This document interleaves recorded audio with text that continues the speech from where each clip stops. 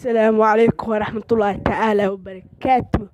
dhammaantiin asxaabta ku xiran YouTube channel-keena Soomaali Tijaab 22 sida aad muuqaalka title-ka ama thumbnail-ka ka soo aragtaan.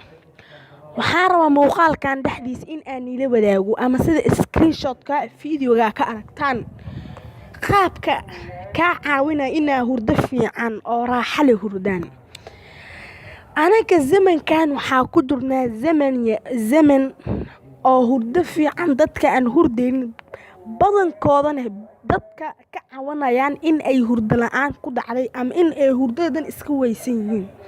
waxaa kaloo nii ogeysiinayaa warbixinada social media ka cusub waa nila wadaagayaa iyo waxyaabaha faa'iidooyin labadaba waa isku dhaxwadaya faa'iidooyinka iyo warbixinada waa nisii dhaxwadaya. marka muuqaalkan waxaa waa faa'iidooyinka qaabka ugu fiican ee ka caawinaya inaad hurdo fiican hurutid. haddii aad xiiseynayso waxaa fadlan ka codsanayaa inaad channel-ka subscribe saarato video-na like saarto.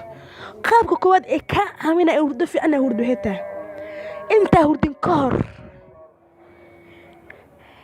neeftaada waxaa lahayd inta hurdin ka hor neefta jiid. tusaale ahaan neefta waa jiidaysaa waa soo daanaysaa waa jiidaysaa waa soo daanaysaa waa jiidaysaa waa soo daanaysaa 4 mar ayaa saas u jiidaysaa waana soo daanaysaa. waa qaab koowaad ee ka caawinaya inaad hurdo fiican hurud.